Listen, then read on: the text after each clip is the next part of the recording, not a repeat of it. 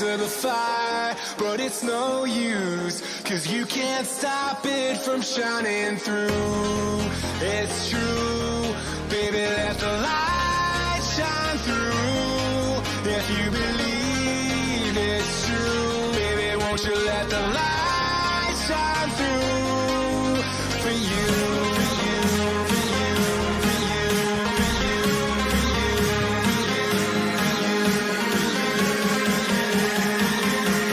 for you, let the light shine through.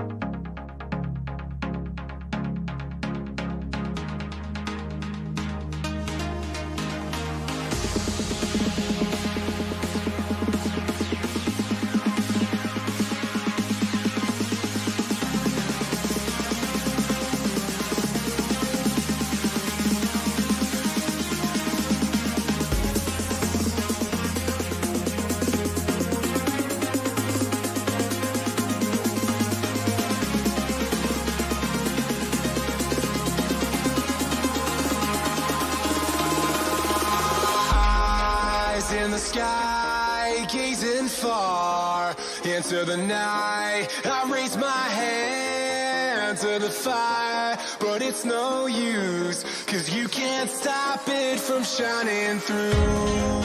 It's true, baby, let the light shine through. If you believe it's true, baby, won't you let the light shine through for you.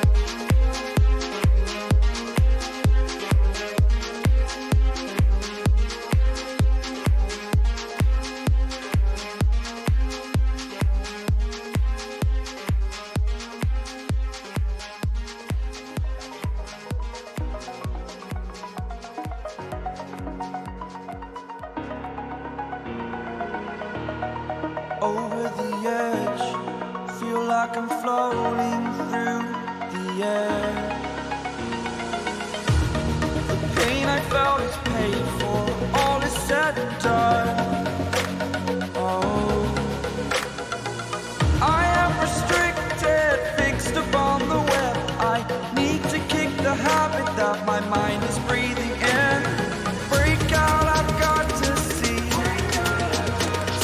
Spent all my life holding all of it closely. I played it innocent.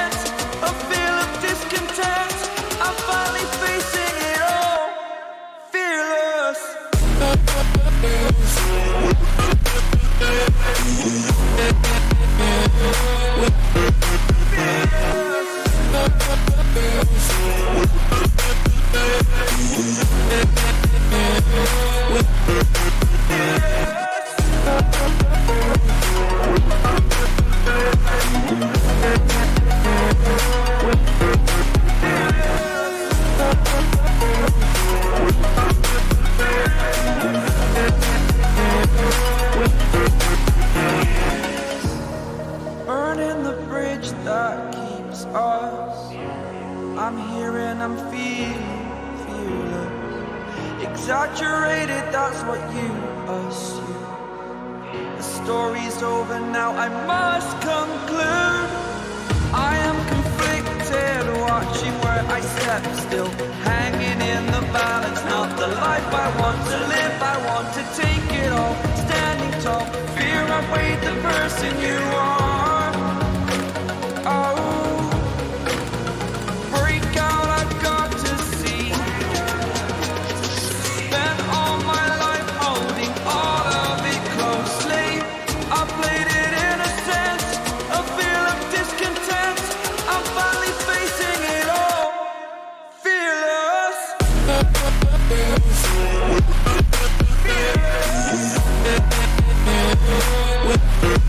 Fearless.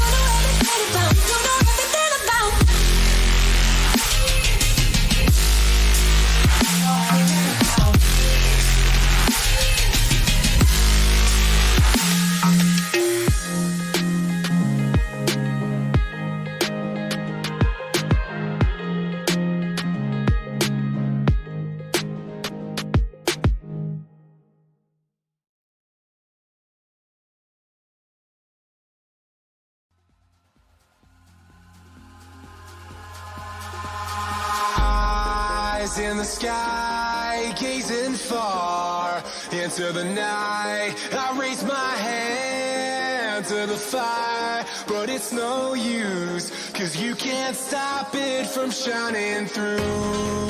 It's true, baby, let the light shine through. If you believe it's true, baby, won't you let the light shine through for you, for you, for you, for you, for you,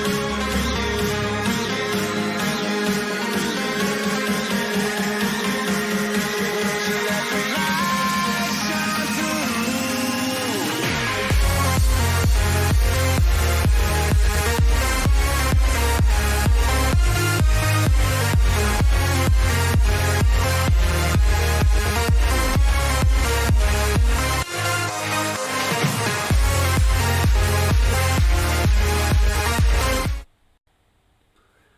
Hello there, it's Steve-O here from the Elite FPL podcast, and yep, that's right, I'm back again. It's day 7 of 7 in a row for me, doing a live stream every day while I am on holiday. And as ever, you guys are lively, and I'm going to do that usual line of, I'm going to be absolutely honest with you. I saw about 500 million people in the Discord group chatting away and everything. I was thinking, me, Dan and Jason have got a meeting this evening at approximately 6:30ish. And I really don't want to be doing a live stream after that particular meeting. I'd rather do it beforehand. So while you guys were all active and everything, I thought, do you know what? Let's do a live stream. Let's get involved with chatting all things FPL. And up on screen at the moment is the Elite FPL community team with the most popular picks. So for anybody brand new that's watching this, which I very much doubt there's anybody brand new watching this right now, I think it's all going to be the hardcore Elite FPL followers, but we are doing a Elite FPL community team draft on Sunday. So basically you guys will be representing the Elite FPL podcast. You will be choosing your own team, and you'll be making the decisions throughout the whole season about what you want to do with it. But of course, we've got to pick a team to start with, and I've been collating all the data together. And thanks very much to everybody. I've had about 25 teams in total, so 25 people have submitted what they feel should represent the FPL community team. I've collated all the data. Yesterday, I showed you exactly what the team looked like with the most popular picks. Okay, they're blanked off at the moment, but as it stands right now, these players on screen are the most popular picks, full stop. So everybody's pretty much going with Ryan and Button. They're all throwing in Kelly, Dendoncker and Greenwood, and Salah, Sterling and Trent Alexander-Arnold are the three of the players in the starting 11, obviously along with Matt Ryan as well. The team ruling is quite simply, it has to be a 4-4-2. We took a vote on that a few weeks back. That's what you chose to do, a 4-4-2 with a set and forget goalkeeper.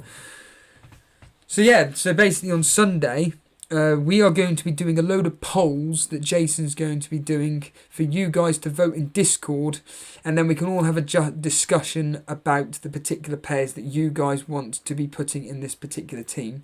I put out a post on Discord this morning, but no one needs to be entering any more FPL community teams, because it's just pointless, because basically everybody's giving me the same team. So actually this could be a really, really easy Sunday, and me and Jason could just sit back and relax. But what I'll do is bring up the rest of the squad, which are the most popular picks that have come in so far in this particular community team. Now, I am deliberately going to put De Bruyne in there just for argument's sake, because he is actually he is actually the 5th most popular midfielder pick you guys are going for. Tielemans and Perez then come in after him. The problem is that you can't fit Kevin De Bruyne into a £100 million budget, and also it's the fact that I don't think you guys want to, based on last night's discussion points. I don't think you guys want to sacrifice a premium defender to be bringing in De Bruyne, but that there is literally the most popular picks that you guys are giving me regarding the Elite FPL community team.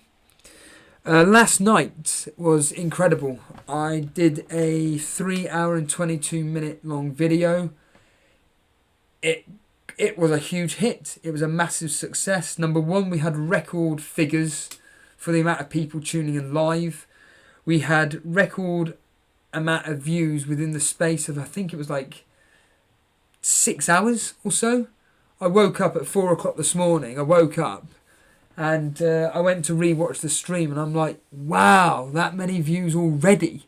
So just to give you a little insight, basically the average amount of views that we get after approximately between 6 to 10 hours is usually about 700. This one was double that. So yeah, all credit to you guys. Thanks very much for tuning in and watching. I know there was quite a lot of you that stuck around for the whole 3.5 hours, which is absolutely amazing. And here we go, Mr. Reed. Yeah, I haven't said John Harris, have I, Mr. Reed? I've said you. Here we go, something you hate me saying, but thank you everybody for joining me. I really appreciate it. I know there are people in the Discord. I want to go pretty much straight to them because there doesn't seem to be that much news in the world of football. Oh, that's one thing. The reason why I didn't come onto the stream quicker than I thought is because I was having trouble with using the chat. It was driving me up the wall. It didn't seem to want to do anything. But I think, blimey, I don't know if he's done it again, but Boona, you've donated in the super chat a further £10. Mate, you really don't have to. We really do appreciate you showing the support. Your support enough is we're very grateful for that. Paying us another £10, I mean, thank you so much.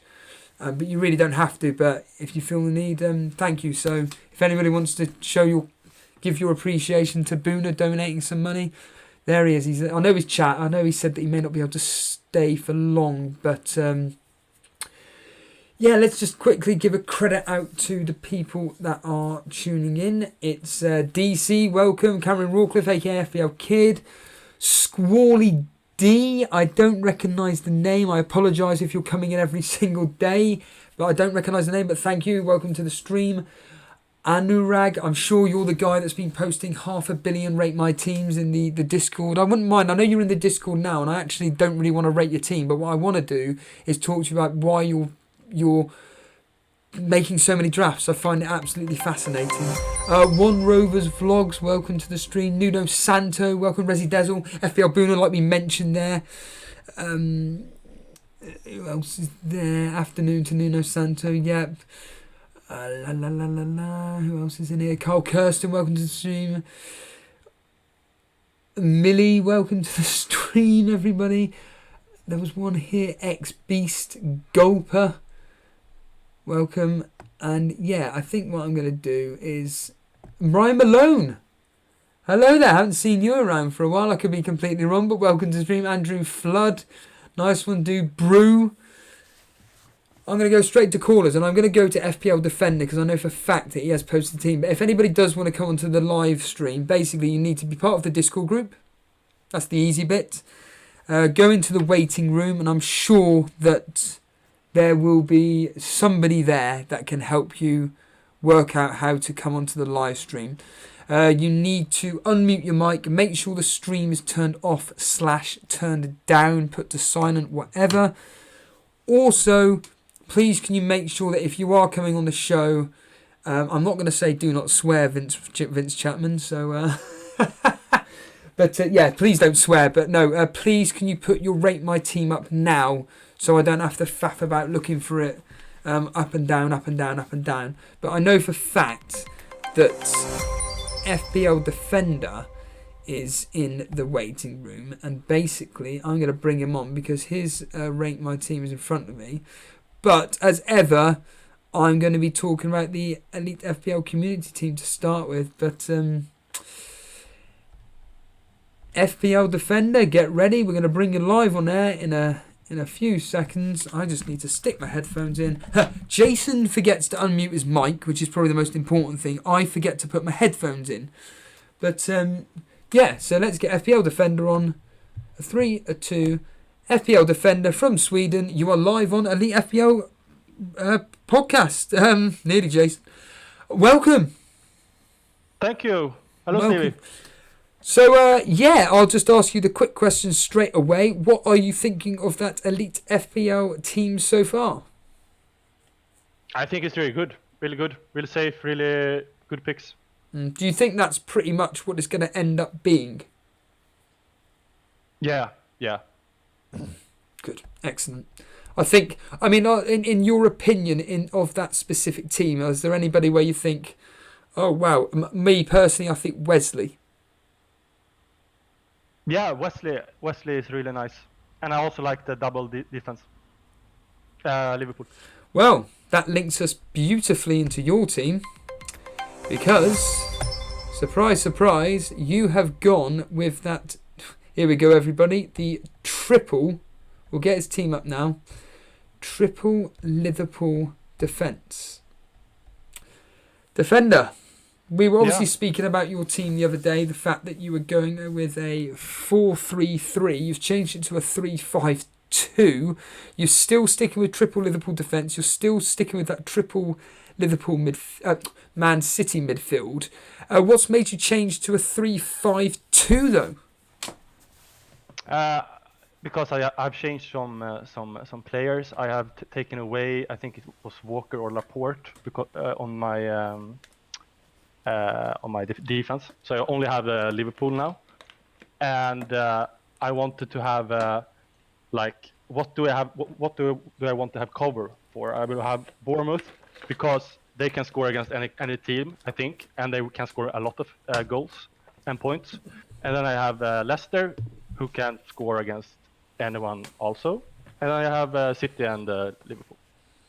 And also those teams, City, Leicester, and Bournemouth, are not gonna go against Liverpool before game week 8.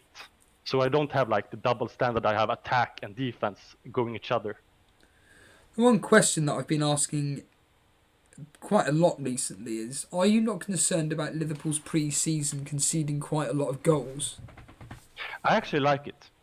I love it. I hope they concede today too. Why? I'm kind of a math guy, and if I'm like looking for like 16, 17 clean sheets in the season, and they're conceding now, might make them like now they have conceded their goals, so now they're gonna have some clean sheets.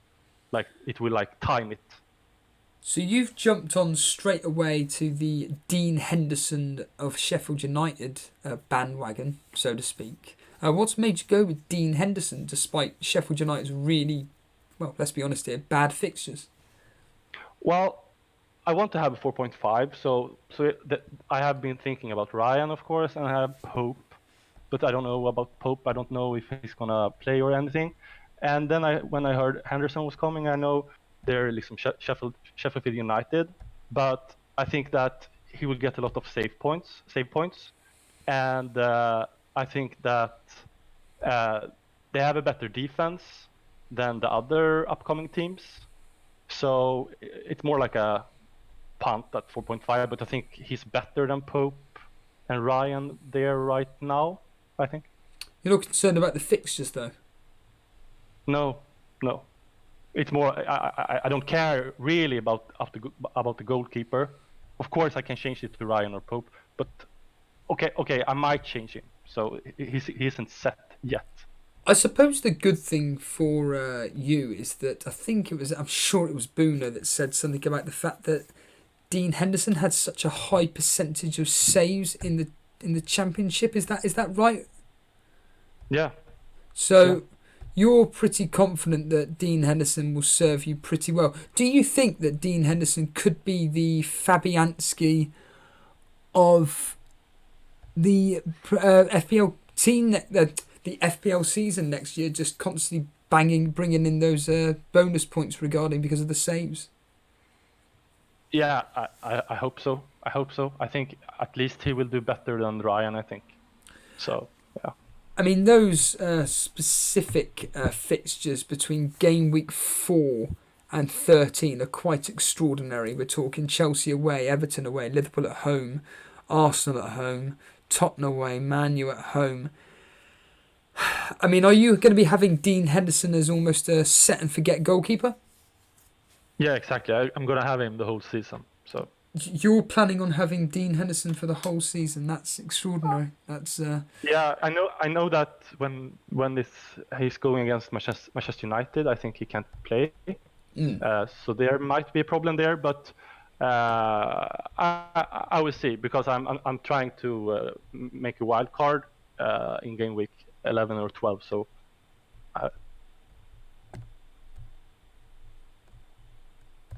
Hello? You still there, defender? Yeah, I'm there. I'm there. There's so many people. It's like it was Little Saints the other day, and there was also somebody else. They sound like they're halfway through a sentence, and I'm just like, just listening with intent and everything, and then it's just this silence as if you've just cut off whatever. But a quick question from Cameron Rawcliffe, aka FPL Kid. Who would you have, Delafeu or Jota? Say again, Delofeo or Jota? Oh, Jota, yes. I would have, for the start, I would have Jota. Yeah, Why? Jota. Why would you go with him? I don't really trust Delofeo. Of course, I think he has some better fixtures in the beginning, but I think Jota is more like. I think even if they have Europe pools, I think they can be like Leicester. They can get the points there and there. But if I had to choose someone else than Jota or Delofea, I would choose King, which I have chosen. There we are, Cameron. I hope that's helped you out just there. I'm just looking at your team right now, and I'm thinking, would you consider downgrading Josh King to Wesley and then maybe upgrading one of your Leicester midfielders, whichever one you decide, to maybe Zaha, who looks like he's potentially on his way to Everton? No. Why? I'm looking at thinking I think that would be a really good move. For first thing, I think that Perez and Tielemans, I think they are gonna go big this year, and now with the Zaha rumors to Everton, it will, in case it will be a downgrade later then, and a transfer down King. Maybe if you don't like perform or something, like game week 3 or something, when going a sit or something, but not for like start. No. Interesting. You're not consumed. Brew, just some quick breaking news here, so to speak. Brew, thank you for the £5 donation with the funny comment of, let's hope this gets attention. I know I shouldn't be saying this, but I'm going to. I know certain live streams won't even say hello to people without getting a flaming donation. I think it's disgusting, to be honest. But no, Brew, thank you for the £5 donation. Really, really appreciate the gesture. Thank you very much there. Gabrielle Derop saying this is going to be another 3-hour stream. I hate to break it to you guys. Depending on what you give me, I'm not really planning to be going on for 3 hours. I'm planning to go off at 6. So we're talking almost a 2-hour stream. But again, it's down to you guys, really. Brew again, throwing in money. Brew sent in a £2, another 2. So that's £7 from Brew alone. Wow, thank you so much for your donation there. Really, really appreciate it. The irony is, of course, is that, again, what most people do on most live streams is, get my question read out because you've given me money. I think it's just wrong. I think just embrace the community. That's what we're here for. Talking of the community here, the chat is going absolutely mad at the moment. I'm trying to find out if there's any questions really for us to answer. But a few people like Alex Summerson saying that we should get a mug, an Elite FPL exclusive mug for Brew there. Jason Costa saying, on a serious note, how can we get some merchandise? In all seriousness, your best bet is to speak to Jason. Funny enough, I was actually thinking of suggesting getting some shirts made up that in my case, I'd turn it into a vest. But yeah, I think that I think Jason's probably thinking exactly the same as you guys with all his creativity and everything. I think that Jason would be more than happy to basically, create some merchandise. Notorious Nerd, would you have Wan-Bissaka, Coleman or Zinchenko defender? No. You wouldn't have any I of will them? only. I would. If I would go with 4 defenders or 5 defenders, I would think about it. But if I go with 3, I would go with 3 Liverpool defenders. It's But- like set and done. But as a general question, who would you have out of Wan-Bissaka, Coleman or Zinchenko? Coleman. And why? First for the fixtures, then I think he underperformed last year. If I check the minutes played, if he played the whole season, he could even do better than Digne. So, yeah, and I think Wan-Bissaka, of course, it's like a wild card. It's Manchester United. I don't know. And Zinchenko is because of the Pep Roulette, maybe. I don't know if he's gonna play. I mean, Mendy, and then you have to upgrade to 6.0. Yeah. What's his face? Where's it gone here? FPL Boona is loving the fact you've got double Leicester midfielders, but Fast Air is saying that Leicester's fixtures aren't that great. Does that not concern you, having double Leicester? No, I think that because I'm gonna hold this team, I'm not gonna do any transfers before game week 8. It's like a set to forget to game week 8. So Whoa. Back up. You're telling me and you're telling the audience this specific team here you're planning on keeping till game week 8. Yeah, game week 8 is Leicester Liverpool. I'm gonna change the Leicester players to something else. I don't know. I will try to see what's best fit. And then at game week 12, when City is going against Liverpool, I will wildcard. So no attacking team is going to meet Liverpool before a wildcard. I mean, I love the optimism here, but I just can't see anybody in the FPL world sticking to a team and not doing any transfers whatsoever especially for that amount of time. That's quite extraordinary. I mean, obviously we're going to be all waiting for team news and everything for game week 1, and maybe Pep Guardiola says that Sane doesn't start, whatever, and I fully appreciate the fact that obviously you'd have to do a transfer then, but that's quite extraordinary. I think that's incredible. Obviously, we've got this Nicolas Pepe joining Arsenal. Is he a potential thought process that comes into your mind if he came in at 8.5 or under? Yeah, it could.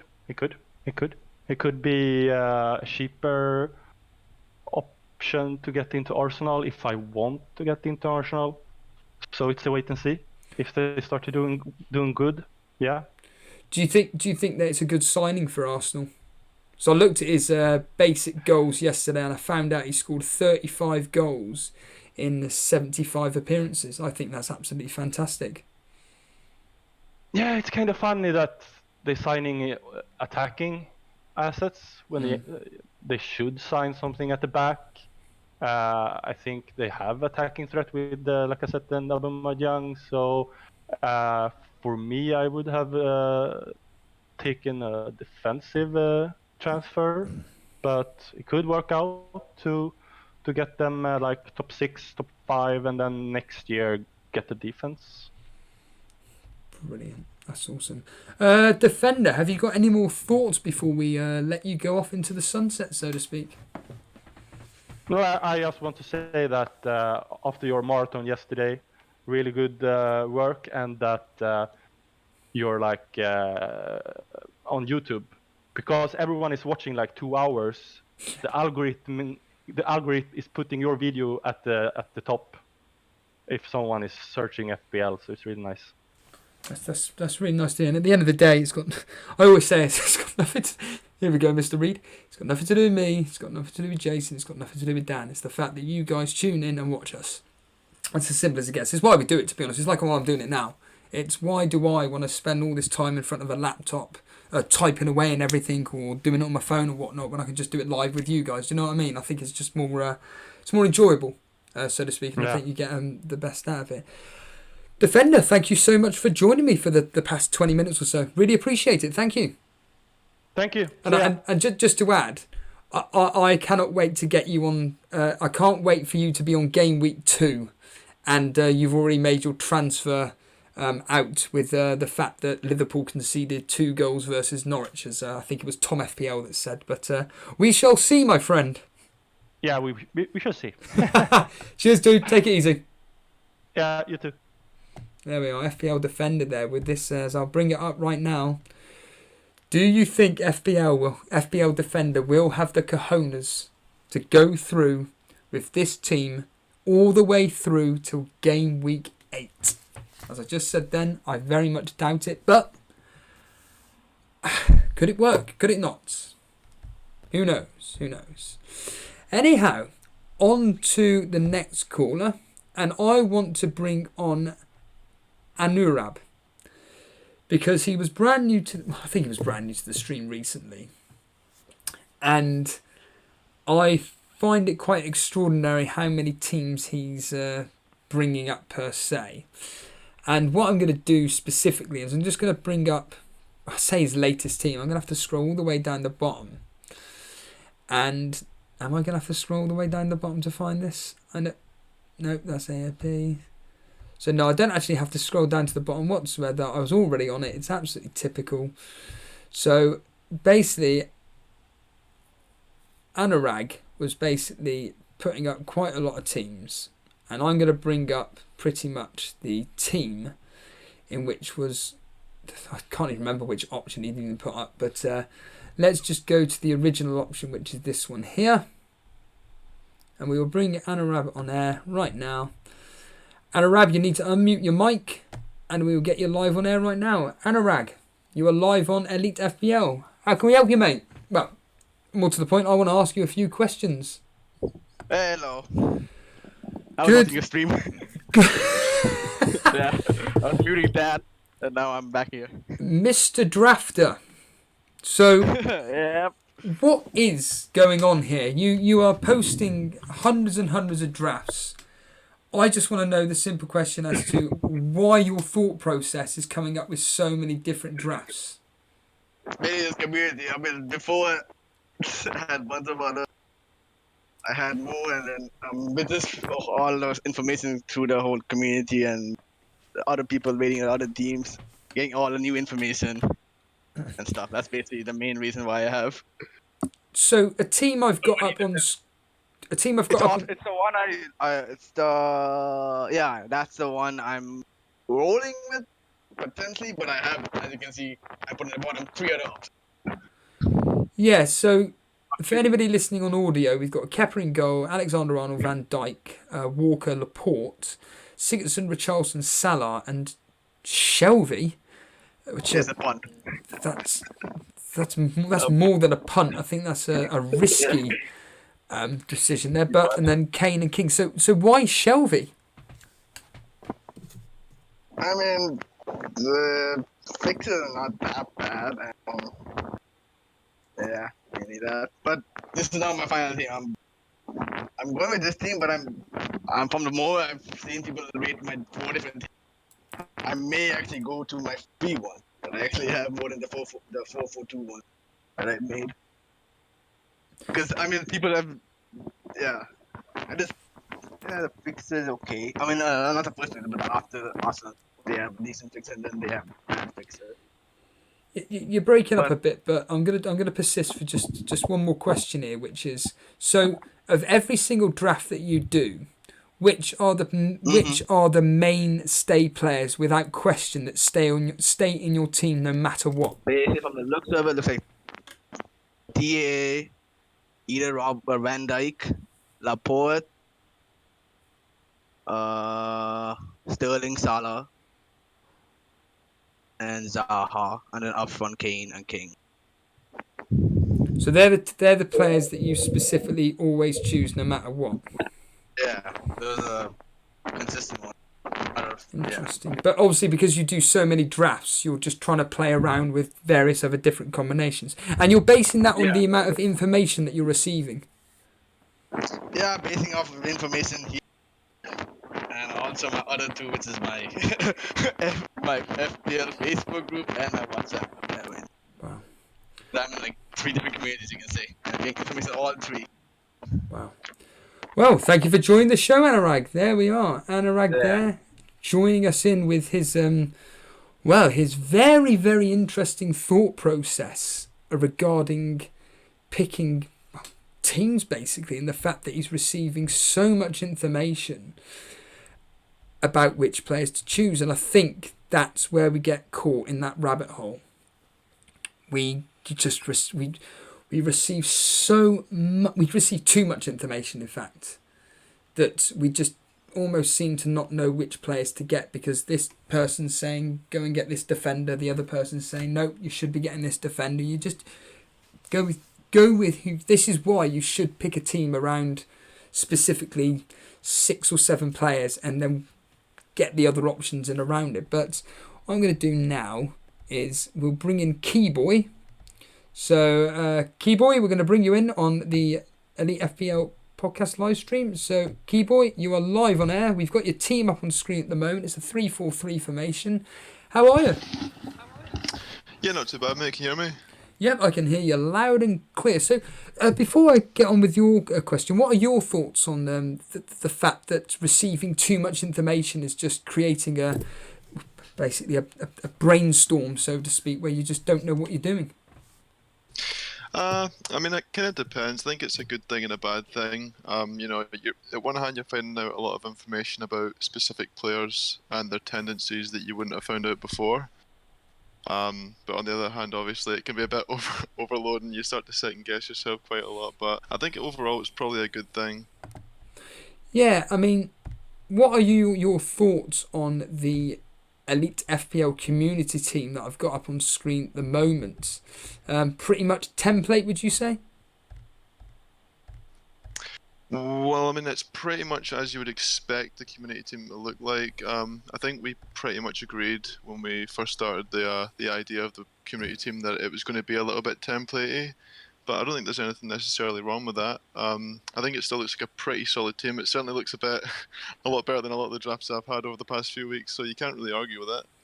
Yeah, exactly. I mean, looking at your team right now, you're going with a 3-4-3 formation.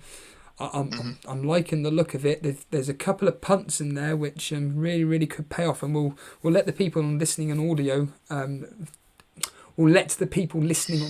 know what the team is. So there's Matt Ryan in goal, Wan-Bissaka, Walker, Trent Alexander-Arnold, Salah, Lucas Moura, Martial, Sterling, and then the front three of Haller, Jimenez, and Wesley. It's very different. We'll start from the front and work our way backwards. This front three of cheap strikers here. What's your thought process on this, and especially going with someone that's only just joined the Premier League in Haller? I think this front three, I'm calling it the counter UAV because it is going under the radar, Steve-o. Right, okay. Why do you say the front that? Three, I think if you look at Wesley is the only one that I would really consider a punt, and even calling him a punt is a little bit harsh. I mean, if you look at his fixtures after the Tottenham game, every team that he plays against, it's just such a sea of green all the way through to game week 9. And game week 9 is roughly when I'm going to be using my wild card as my plan, because I want to get a lot of Leicester boys in around about that time because their fixtures are so good. But Jimenez played an absurd amount of minutes last season and got really good point return. He played something like 3,100 minutes or something like that, which to me, I'm not sure there's anyone that actually got more minutes than that that I can remember. And they've got obviously Haller alongside him. I think Haller in the Bundesliga performed so well last season. And if you look at the front four potentially for West Ham this year of Haller, Felipe Anderson, Lanzini, and Fornals, that's a really strong front line. West Ham have a few issues as a team in general, but I think attacking this year is certainly not going to be one of those. He's a really creative player. He's a big, strong target man. The same as Wesley as well. I think they're both so suited for the Prem. They're not going to have any issues adapting to the physicality of the league, and they're both technically pretty gifted. And Wesley as well, being on penalties, which we saw, is a big plus. So yeah, that's the front three. I'm pretty happy with them. I'm liking the Martial pick. Do you want to tell the viewers as to why you've gone with Martial? I'm really liking that. Well, I think compared to anyone else in United, he's probably the standout pick for me. Maybe alongside Wan-Bissaka, but he was playing up front against Spurs in the friendly the other day, and he scored a goal and got unlucky hitting the post as well. So he easily could have had 2 goals in that game against obviously a top 6 team in Tottenham. And as well as that, you've got Sanchez and Lukaku, who last year played a lot more, especially Lukaku, than they will this year. So I think in terms of his actual playing time, it's going to go up this year. And if you look back, last season, the season before, the only issue with Martial has just been that he doesn't play enough. His returns and his points per game are like really high up there. They're usually about 4.7 points per game, which is pretty good for 7.5 mil. He scores goals, gets assists, and if he can just start playing regular minutes, which I think he will, I think he's a really good pick. Yeah, I mean, I saw a wonderful stat basically that he played 1,600 minutes last. This is Martial, of course. 1,600 minutes last season. He scored 10 goals, 4 assists. I mean, could you imagine if he was to play just double the amount of minutes and maybe potentially getting double that return? I know, it's just absolutely crazy. He's like the Trent Alexander-Arnold of the midfield to me, where you look at his points last year and you go, yeah, that's pretty good points, but then you see that he didn't even play anywhere near as much as everyone else in his position.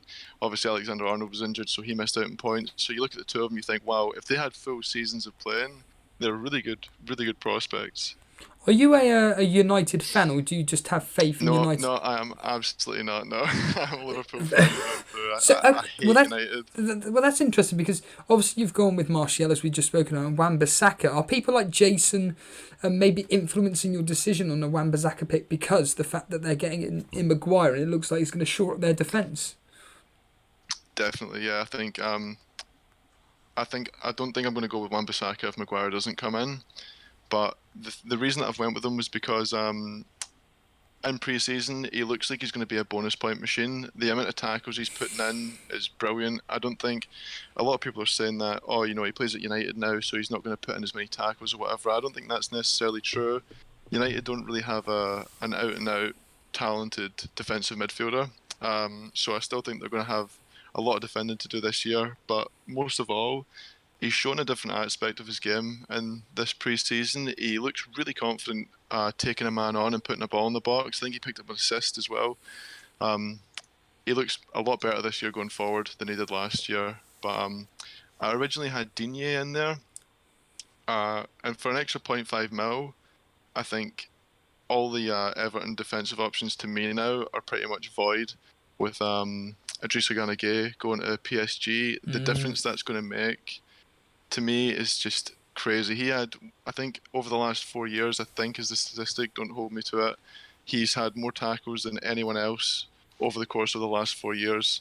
I know it's kind of a throw-out stat that, a lot of people might not necessarily take as super valuable, but you can't deny the fact that he's just been such a fantastic defensive midfielder for them. And they're linked with people like Bakayoko and stuff, who I just don't think is going to do anywhere near a job protecting that back line. And I think you're going to see Everton not holding anywhere near as many clean sheets as they did last year. Yeah, I'm liking that, the reasoning. It's one of the reasons why I love this this community, really, because the ideas that you're coming out with are really making me think, and I'm even seriously thinking in bringing in Wan-Bissaka ahead of one of your guys' Liverpool defenders. Just talking of United, Do you think now that Maguire is coming in and the fact they've got Wan-Bissaka, their defence is now going to be stronger in front of that man, David De Gea? Do you think David De Gea could actually become that set and forget goalkeeper that we've all basically forgotten about, really? I think of the 5.5 options, he's probably the best now, in my opinion, if Maguire was to go in. In terms of his individual talent, he's definitely the best to me. But it's kind of still a bit of a wait and see, like whilst on paper they've improved their defence massively, they are still yet to prove it in the Prem, and you never know because United over the years have done anything but prove that their signings to be successful. They've been a bit diabolical recently, but I really like the way they're going about this transfer window. You have to give it to them. I think they've changed their philosophy of who they want to bring in to sort of more Premier proven defensively talented players. They're not just going out and signing the big name, it seems a bit more calculated, and I think they're going to be a lot better this year. So with your team up in front of us at the moment, well, you can correct me if I'm wrong. I'm going to assume it's a auto pick captain and vice captain, or is it actually going to be potentially your captain full stop in Lucas Moura? No. Oh, no. Sorry. Yeah, Lucas Moura is definitely not my captain. That's a mistake. I'm going to go with a captain, which I might regret. I'm going to go with Sterling for the first game week, I don't think you'll be regretting it. I think that Sterling's... I'm actually seriously thinking of doing it myself. Well, my reasoning behind it has been simply... So, the second that FPL was released this year, put Salah in my team, saw it was Norwich at home, bang, captain. Such an easy choice. You look at Liverpool's history against Norwich and it's just goals after goals. It's massive, massive goal fests. But you look at how Sterling's performing in the pre-season. It's not against the best teams, but it doesn't matter. He's burying every chance. He's really scoring his goals. I think there's rumours he might be playing up front for the first game of the season, but even if he isn't, I still really back him. And Salah hasn't even played a game of pre-season yet. He's only got to training yesterday. So when you look at terms of match fitness, who the better option is, to me, I think Sterling is the choice. Yeah, I like that. There's been a lot of talk about Salah maybe being a risk for game week 1 because of what you've just said. Do you think it's just a load of tittle-tattle? Do you think actually maybe he may not start?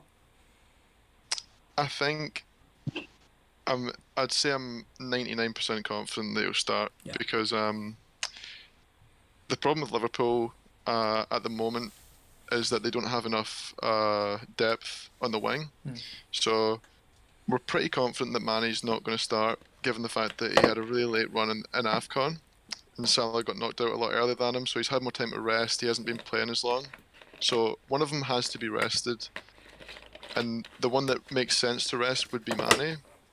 And Liverpool just simply, to me, don't have enough coverage to be able to offload Mane and Salah for the first game week. It has to be one or the other. And so I'm pretty confident it'll be Salah starting. Mane will be benched for someone like Shaqiri or Wilson or something like that. But I'm so certain that Salah will start. Maybe he might not play the full 90. Maybe Mane will get subbed on for him at 60, 70 minutes. But to me, it's worth having him in for 60 minutes against Norwich than having to transfer someone in game week 2. Yeah, and we all get to see what's happening this Sunday in the Community Shield. Yeah, exactly right, yeah. Keyboy, thank you ever so much for joining us live on Elite FPL Podcast. Thank you very much. Cheers, dude. See you soon. Thanks for having me. No, thank you. Take it easy. There we are there. There's Keyboy's thoughts on Salah and Liverpool in general. I think very, very interesting thought processes there. Yeah, what are your thoughts on Aaron Wan-Bissaka slowly... In fact, interestingly enough, regarding the Elite FPL community team, Wan-Bissaka is slowly becoming a very, very popular pick. So maybe people's thought process are of changing... Nice. Sorry to interrupt there. FPL Boone, I've just seen instantly on the chat saying that it looks like he's going to be going to watch the Spurs versus Aston Villa game, and he made Captain Kane just for the fun of it. An FPL Penguin there. Welcome to the stream. Thank you, my friend. He's brought in Mora just as an alternative to Kane. Couldn't agree more. I think Mora could be actually a really interesting pick.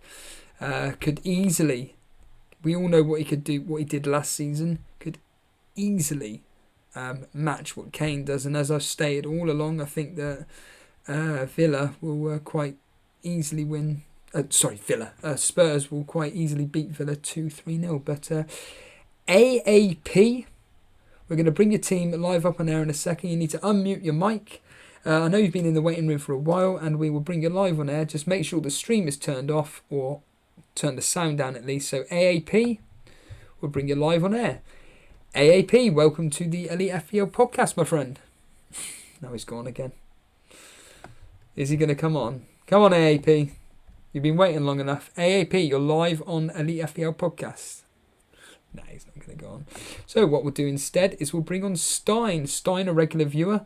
Stein, you are live on Elite FPL Radio. How are you, my friend? Oh, I'm not too bad, Steve. I'm doing really well. I posted my community team. I have. I don't know if you've got that up there. Interesting. Well, what we'll do is, before I bring that up to the audience, what are your thoughts on the most popular picks that are up on screen at the moment?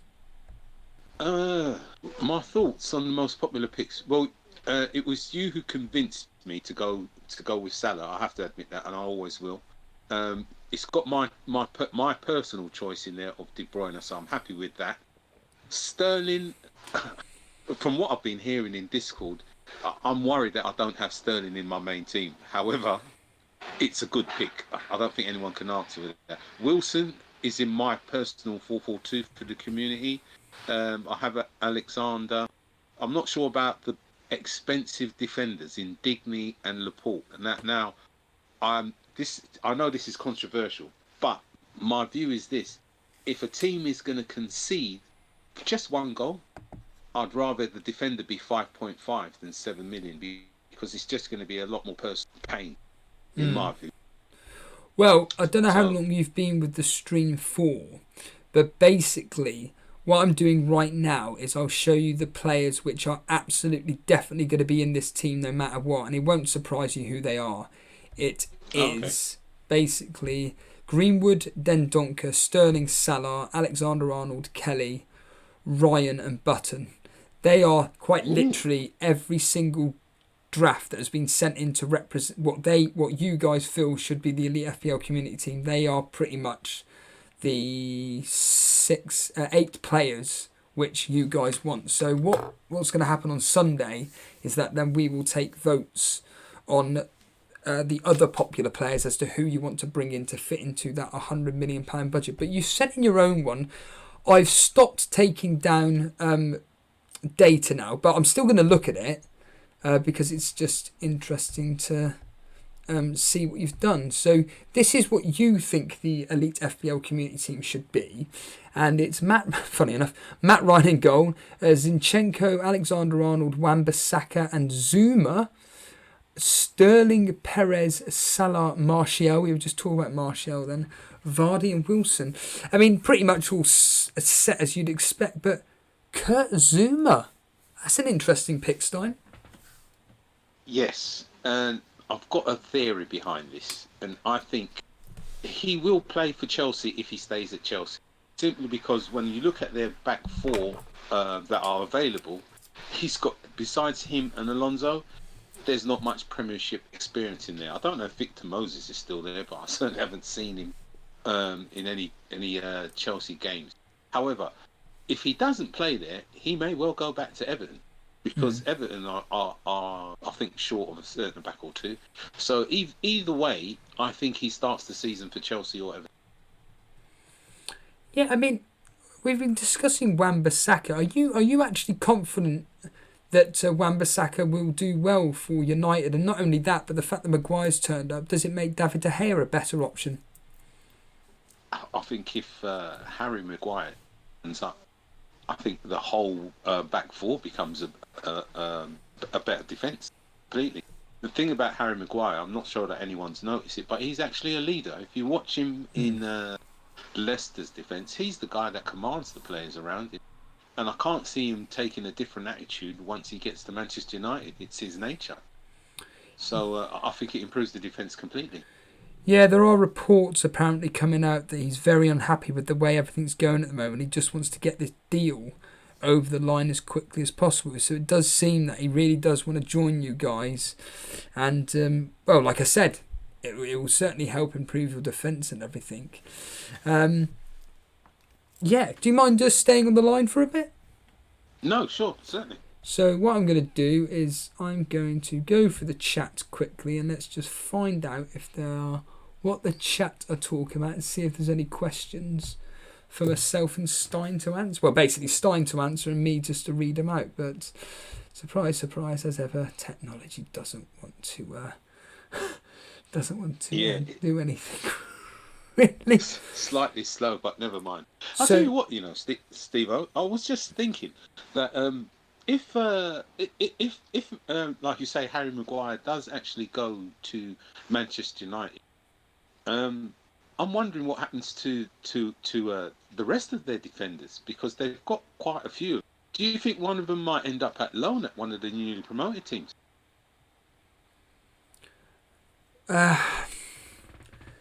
So, for argument's sake, someone like Phil Jones going out on loan to, I don't know, Aston Villa, seeing as they're cleaning up everybody. No, Well, yeah. I don't see it. I think that you will keep as many players as possible. Oh, okay. You're you're going to be fighting in the Europa League next season. Is that right? Yeah, Europa League. Europa Well, League. I I think our best chance this season, quite frankly, is in the League Cup, whoever's sponsoring that. Yeah. Probably Tesco's. Yeah, the Carabao Cup or whatever. Yeah, it's At the end of the day, the depth in squad that United have got, I don't think it's that great, and I think that Solskjaer want to have as much experienced players as possible, and the amount of money that those guys are earning, I don't think they're going to be wanting to go down to a quote unquote weaker team for the sake of it. Yeah. But DC asking a question here: who would you choose? Well, more to the point, which team has better assets to own? Would it be Southampton or Burnley? In my opinion, I would go with Burnley defensive assets. Of Yes. those two. Definitely Burnley defence, and probably the value would probably be in Southampton's midfield or strike force, I would think. Yeah.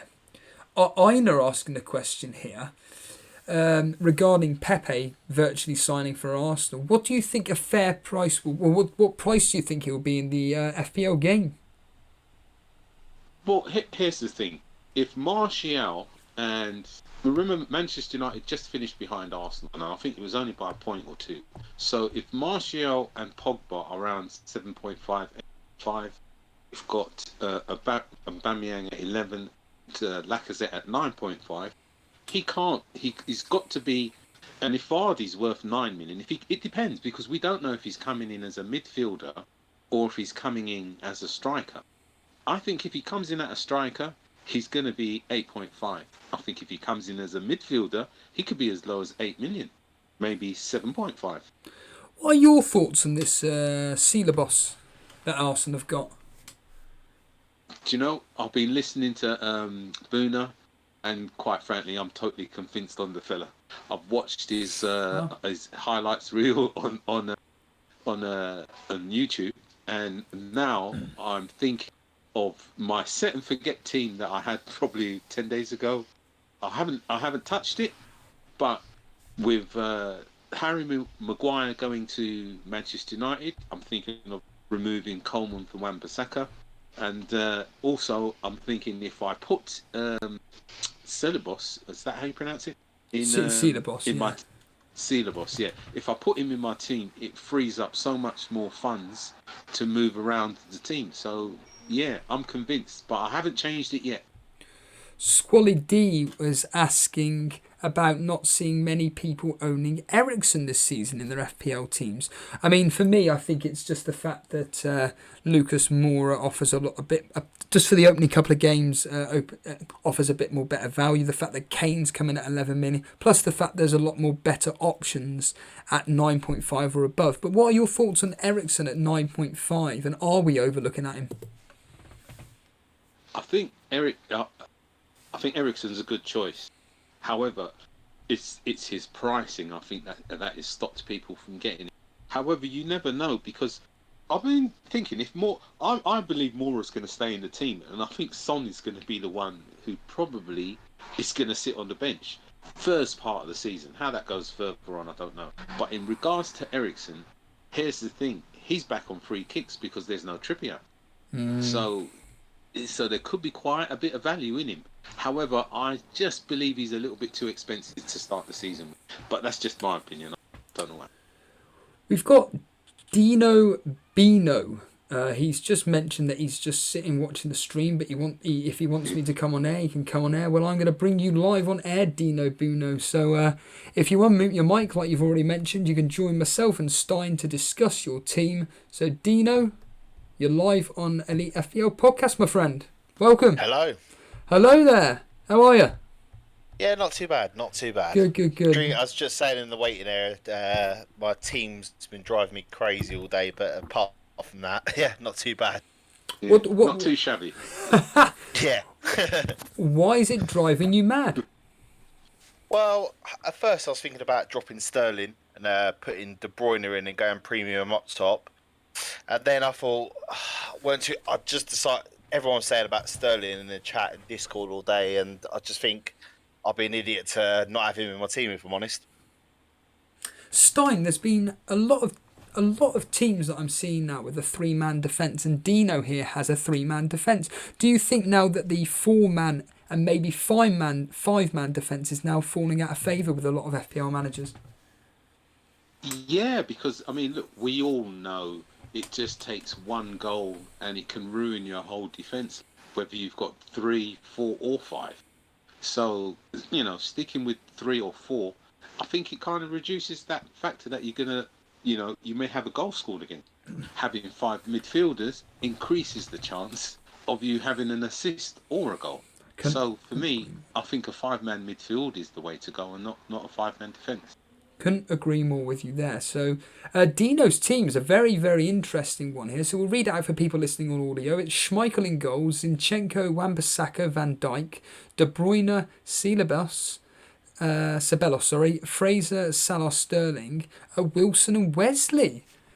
Straight away, you're going with Ceballos. Like Stein, is it because of the amount of people that are talking him up in Discord? No, I watched a lot of League of Football last year and stuff like that, and when he has played at times, he does look like a class act. I think this season on loan at Arsenal is just going to be used as a stepping stone for him, and I think he'll go into the Real Madrid team next year. I think they're just warming him up as a Modric replacement for next year. So my personal opinion is that I think he'll take Ramsey's role in the team. Yes, and I think that's... and I think if Pepe gets in there, Pepe, Aubameyang and Lacazette up top, you've got people that are going to finish the ball a lot. So I think he's going to get a lot of assists, and I reckon he'll contribute a good amount of goals as well. So do you think then the FPL game has actually made a mistake? A great favour for us, but made a mistake in making him only 5.5? 5.5, I think he's an absolute bargain. I think he's going to shoot up in value after, I think, the first couple of games, Newcastle and Burnley.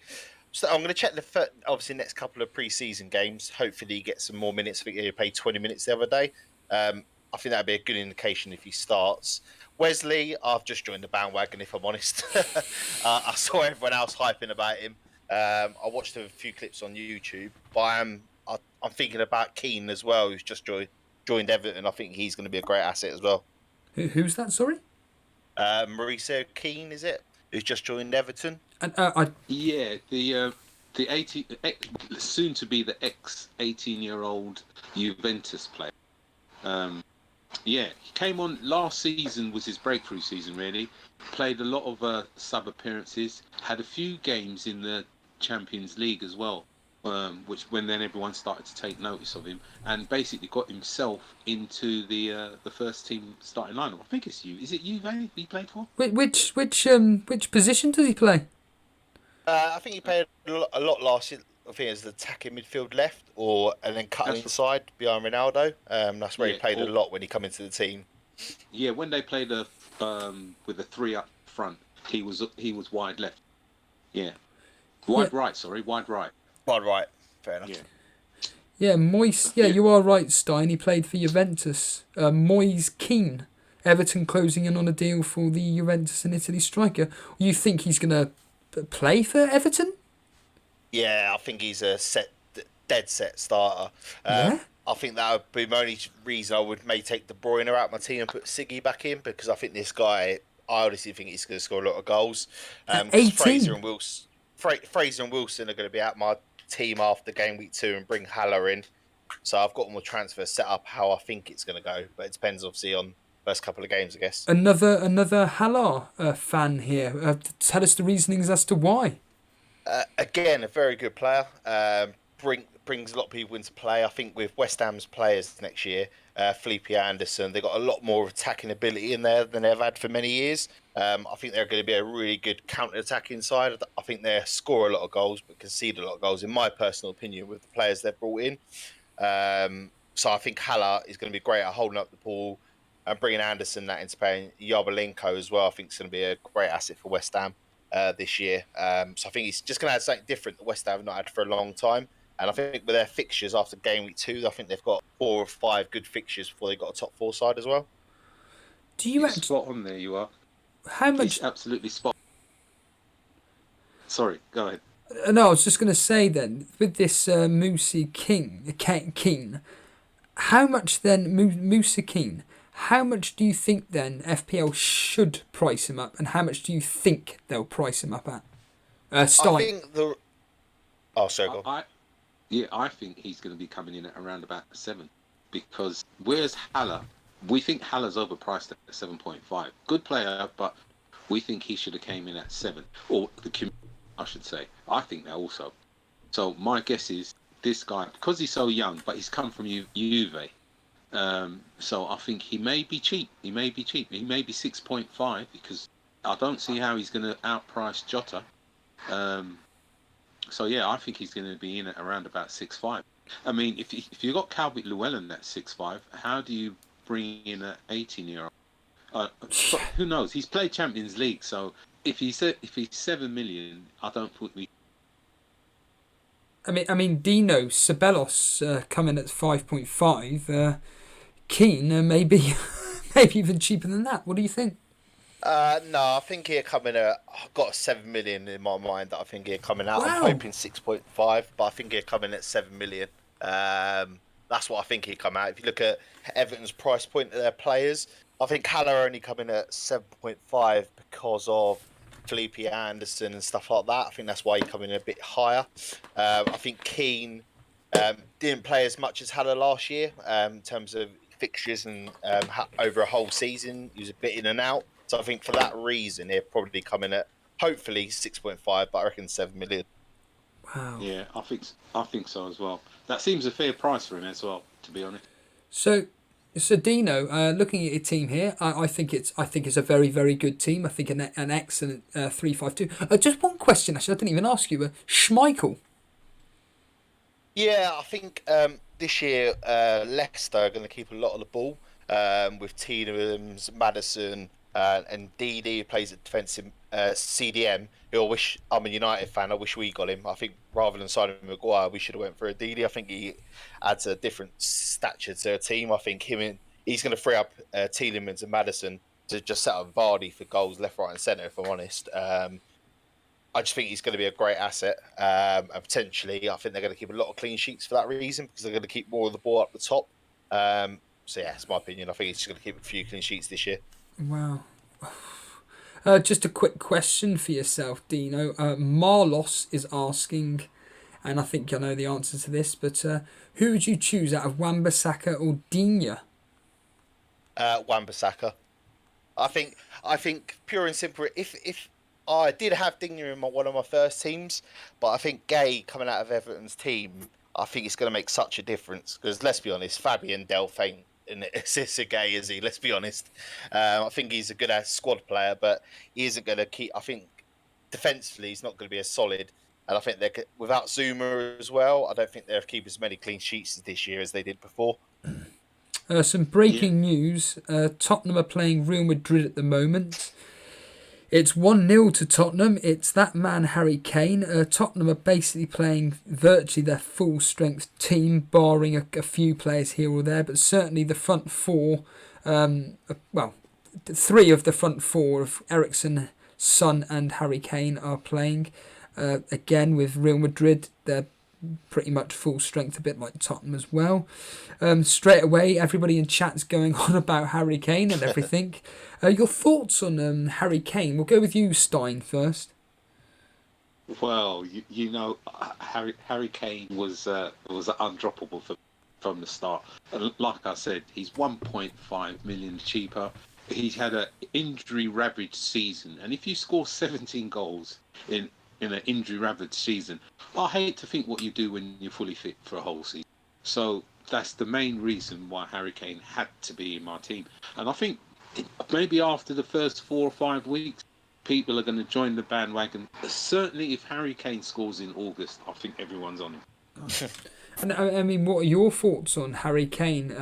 Could you potentially downgrade some players in your team, Dino, and maybe get rid of one of Wilson and Wesley and bring in Harry Kane instead? Yeah, I do think Kane's a possibility. If I was going to do a change, I'd probably take out Sterling and then probably bring in like Son instead in there after game week 2. I think he's going to add a lot of goals this year for Spurs. I think Son's going to get more goals than Kane this year. Controversial, but that's what I'm just going to chuck out there. Well, FPL Boone is in chat. What are your thoughts on that? Dino thinking that Son's going to get more goals than Harry Kane. You instantly answered the question of you get rid of Sterling if you were to, bring in Harry. Why Sterling? I just think Salah is going to be very consistent again this year. I think he's undroppable for me.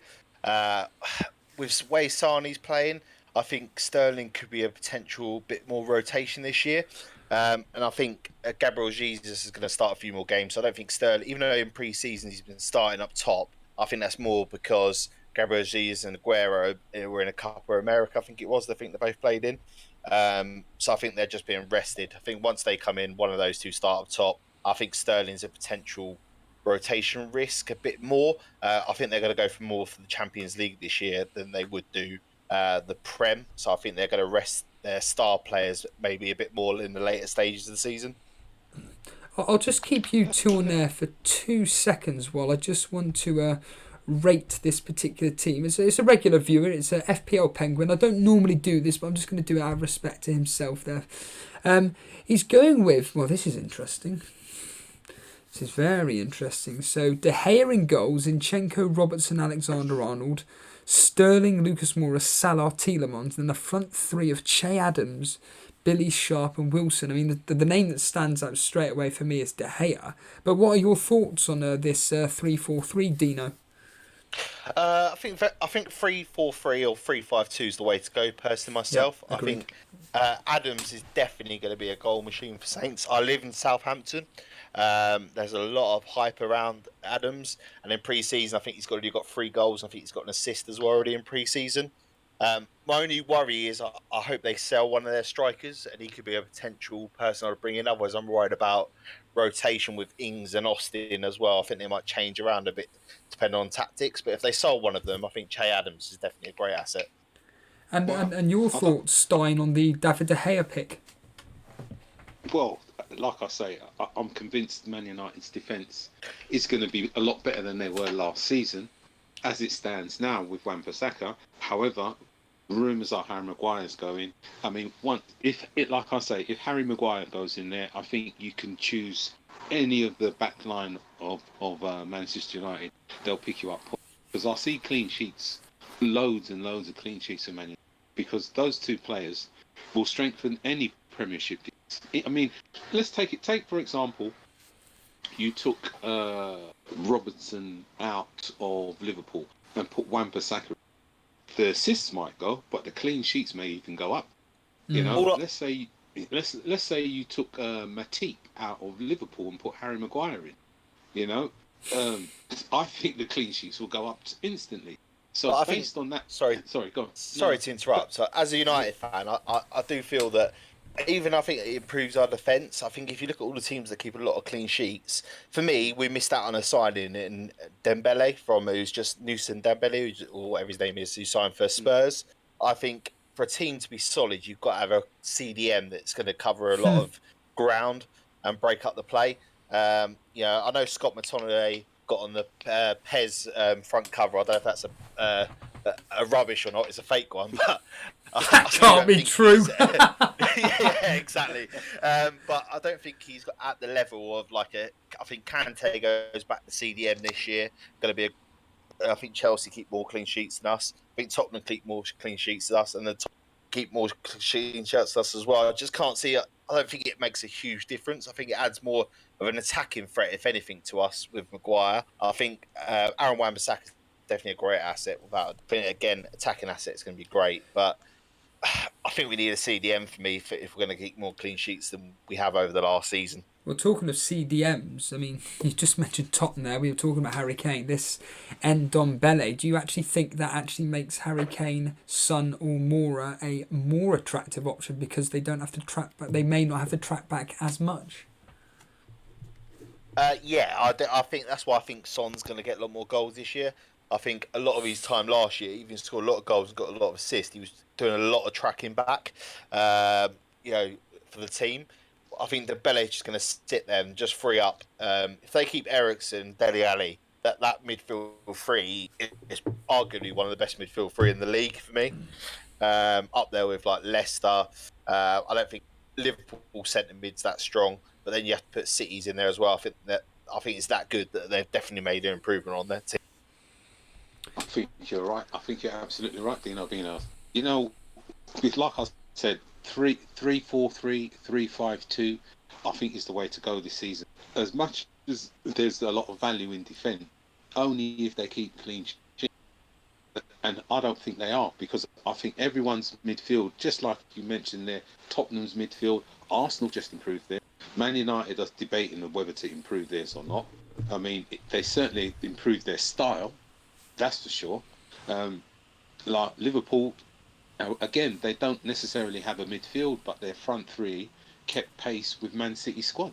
So, at the end of the day, I'm looking at all of those three teams, and it was as much clean sheets as they kept. I think it was their attacking force that got them over the line in the end. Stein, Dino, yes, thank you ever so much for joining me live on today's show. Thank you. You're welcome. You're welcome. Thank you. Thanks a lot. Cheers, guys. Okay, bye. See you tomorrow. There we are. Brilliant insight there from Stein and Dino. Really appreciate them coming on. What are your thoughts on... well, really, the main talking points there were about Man United's defence being strengthened. Now Harry Maguire comes in. Do they become an option? I may as well just crack on with a bit of admin while we're a bit not quiet at the moment, but while we've got a few minutes spare. As ever, if you're viewing this stream and are enjoying it, just simply hit that like button just to show your support. If you're completely brand new to the stream and you're enjoying what you're seeing and you haven't subscribed, hit that subscribe button. Hit that notification button as well, because on spontaneous streams like this one today, if you haven't got that notification button hit, you will not find out that we're going live. Talking of which, though, if you do want to find out when we're going to go live first before anybody else, just join that Discord group. The link is in the description of this specific video. You can find out exactly what everybody's raving about when it comes to this Discord. It also helps you get live on air, like all the callers have been demonstrating at the moment. Social media wise, you can contact us through Twitter and Instagram. They're both at Elite FPL. We do most of our advertising through Twitter, I'm not going to lie. But yeah, other than that, let's just see briefly what's going on in chat, and then we'll get a couple more callers on. Like I said, we're not going to be going on too long this afternoon. again, it's the classic thing. There's a lot of chat going on between you guys and everything. A lot of chat about this specific Real Madrid and Tottenham game. A lot of people basically banging on about Harry Kane and the fact that he scored one. It really is amazing how one player scores a goal and everybody just thinks, right, get him in. He's an absolute essential player. But you know, it's what FPL does to us.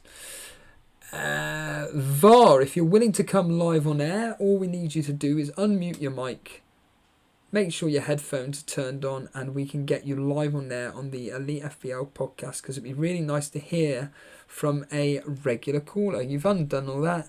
Let's get you live on air right now. VAR, you are live on Elite FPL podcast, my friend. Wait a minute. Just need to drag you in here. There we are. Hello there. Yes, we can hear you loud and clear, my friend. I can see your team. Hi, you hearing me? Yes, you can hear you fine, my friend. Okay. Post up my team on. Rate my team. Yep, I've got it up on stream at the moment, and it looking very, very template-ish, so to speak. There's the odd player here and there which aren't quite in that template per se, and I'll cut straight to the chase with them, which is Wan-Bissaka and Zaha and Deulofeu. Now, I'm not going to talk about Wan-Bissaka. We've spoken a lot about Wan-Bissaka, but I want to talk about Zaha. Jason. All because of Jason. Again, because of Jason. And can you specifically tell the audience why Jason has helped you choose Wan-Bissaka? Oh, you're breaking up. Well, I was just I'm a United fan, so breaking up. I was just saying, VAR. What has Jason done to help you choose Wan-Bissaka? As a United fan, I saw all the preseason games, and he's a beast. Wan-Bissaka is a beast, a bonus point magnet, so that's why I chose him. And if Maguire comes in, it'll help out. I want to talk about this Zaha pick here. Now, have you put Zaha in the team because of the fact that there's a high chance of him joining Everton, or is it just the simple fact that he is the main man for Crystal Palace? No, I think if he goes to Everton, he'll be a better players around him. And at Crystal Palace, he was a focal point, and I feel at Everton he might be the same, even though the new guy Keane coming in, but I still feel Zaha will do his best and win penalties. Do you know, you just mentioned this Keane here coming in from Juventus. Do you know much about him? I saw a few games, especially in Champions League, where he came on. He played off the left, and he did quite well. Well, he's only 18, so he did quite well. And do you think that he would be starting for Everton, or do you think he would just be sitting on the subs bench and coming on for the odd appearance here and there? Or do you think, like Stein and Dino, he's got the quality to be that number one striker for Everton? Yeah, he might be the number one striker, but at the back end of last season, Calvert-Lewin was doing pretty well as a striker, but Keane can come in and take Calvert-Lewin's spot. Tell me about why you've gone with Deulofeu. I don't see him in many picks. I know Block FPL's got him in his team. I'm not that, excuse the term here, I'm not that keen on him. But yeah, Deulofeu, why for you? Well, it was a toss-up between Deulofeu and Jota. But I just watched the fixtures, and Deulofeu looks like he has better fixtures and has a higher ceiling. Like, he could score a hat-trick in one half. Yeah, I mean, absolutely. I couldn't agree more with you. Just one quick final question before we let you go. What is the likelihood of this being your game week 1 team? I say 50-50. Okay. Is there which players of this particular team are you dead set on keeping no matter what?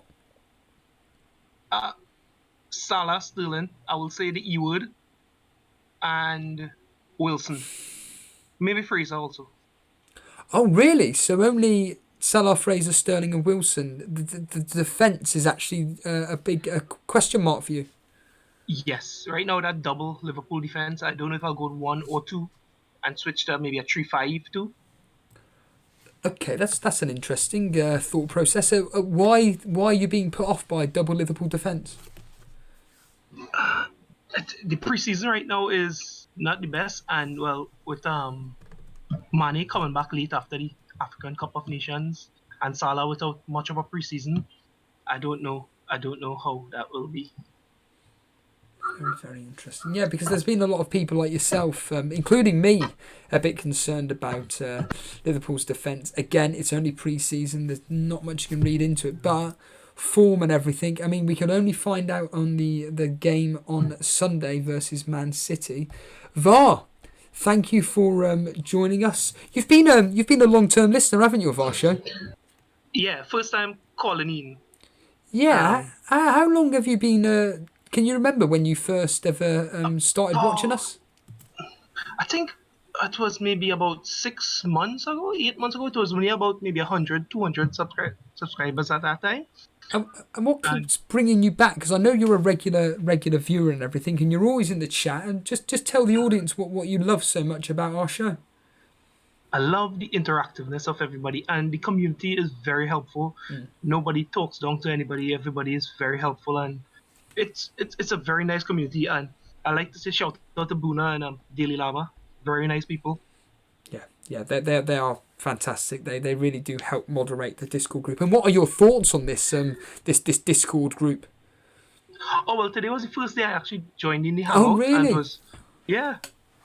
was good. And I suppose this is now a decision that you're happy with. Now you've come live on your favourite show. Yeah, well, I had to come on live on Steve O's podcast first.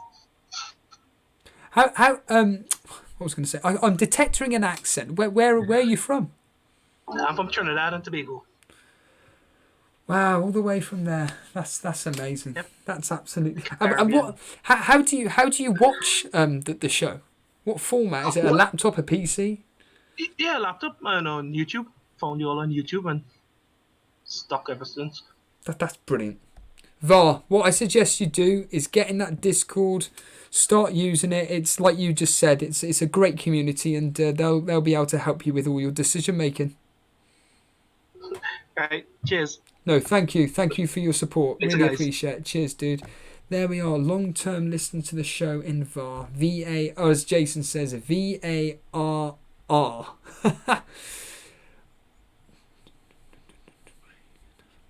Here we go. Here's an interesting question that I can get my teeth into. Arunag, I've just seen it on the thing. Ironically, what other FPL YouTubers as guests are you going to be having on these type of streams when the season starts?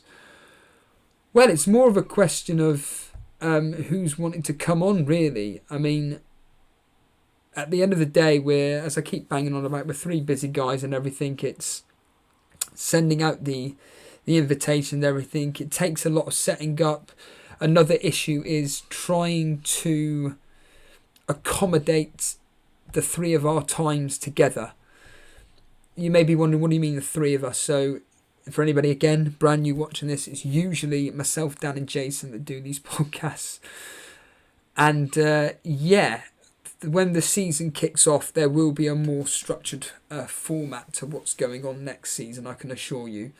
But in answer to your question, right now, there's no interviews booked in as of late.